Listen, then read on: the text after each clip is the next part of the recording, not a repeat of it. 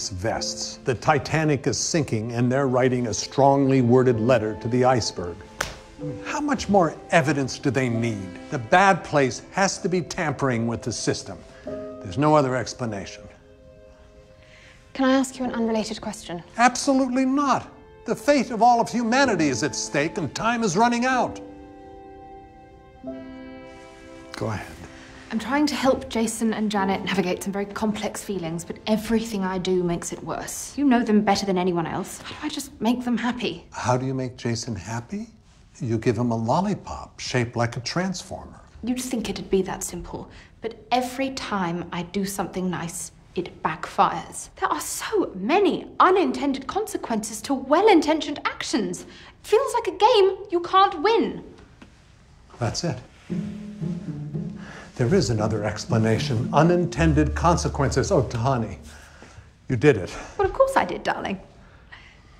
Did what? All along, I've only been looking at one duck, but there's millions of ducks in here.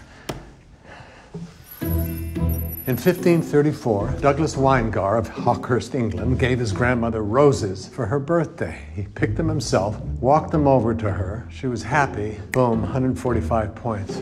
Now, yeah, here we go.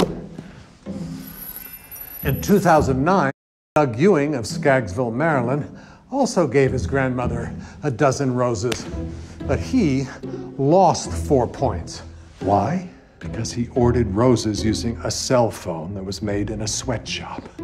The flowers were grown with toxic pesticides, picked by exploited migrant workers, delivered from thousands of miles away, which created a massive carbon footprint, and his money went to a billionaire racist CEO who sends his female employees pictures of his genitals. Woo! That is a very odd thing to cheer. Don't you understand? The bad place isn't tampering with points. They don't have to. Because every day the world gets a little more complicated, and being a good person gets a little harder.